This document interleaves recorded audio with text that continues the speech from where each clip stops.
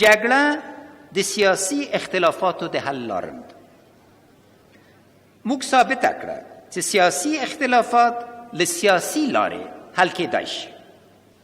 په همدې دلیل د دولت له مخالفینو خاصتا طالبان او حزب اسلامي نه غوښتنه لرم چې سیاسي مذاکراتو ته حاضر شي. هر هغه څوک چې ځان ته افغان وایي او افغانستان د افغانانو لپاره غواړي خپله ستونزه دې ووایي چې موږ یې حل ورته ولټوو. سوله چې د ټولنې له لویو اړتیاوو څخه ده، د ملي یووالي حکومت په کاري لومړیتوبونو کې ځای لري. له وسلوالو مخالفینو سره د سولې خبرو لپاره د سولې عالي شورا ترکیب د میرمنو په ګډون د ټولنې له اغیزناکو څیرو څخه جوړ شو.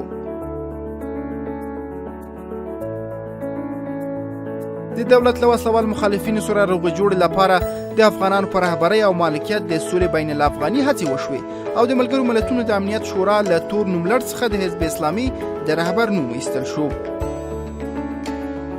د حزب اسلامي له رهبرۍ سره د ملي وحدت حکومت مذاکراتو مطلوبه پایه ورکړه او د دغه حزب له رهبرۍ سره د سولې هوکړلیک د افغانستان په زړه کابل کې لاسلیک شو. د افغانستان او سویلي اسیا لپاره د امریکا نوې ستراتیژي د ترهګرو ډلو د هغوی پټنځایونو او ملاتړو پر وړاندې پر پوځي فشار تمرکز د پخوا په پرتله د سولې لپاره ډېره زمینه برابره کړې ده. په هیواد کې د پایداره سولې د ټینګښت لپاره د ملي یووالي حکومت هڅې د پاکستان له سترو پوځیانو سره د مخامخ خبرو اترو لامل شوي دي. اوس مهال په افغانستان کې د سولې ټینګښت لپاره ملي او نړیواله اجماع رامنځته شوې چې په تیرو 40 کلونو کې ساری نه درلود. د ملي یووالي حکومت له نظره نړیواله ستراتیژي دا ده چې د سولې د ټینګښت لپاره به شرایط برابر شي. حکومت په دې برخه کې توانېدلی د افغان حکومت په مالکیت او رهبرۍ د سولې له پروسې د ملاتړ لپاره سیمه ییزه او نړیواله اجماع رامنځته کړي. افغان حکومت د سولې د ټینګښت په موخه د لارو چارو لټولو لپاره د سولې د 4 اړخیزو مذاکراتو په 5 پړاوونو کې ګډون وکړ.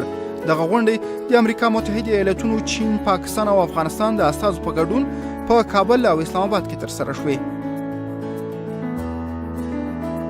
افغان حکومت د ښاروندۍ عدالت تامین او په افغانستان او سیمه کې دایمي ثبات ته د رسیدو لپاره د سولې خبرې اترې یوازینۍ مناسبه ټاکنه بولي او د دولت د وسلوالو مخالفینو پر وړاندې د سولې خبرو اترو دروازې تل پرانستې ساتلې دي.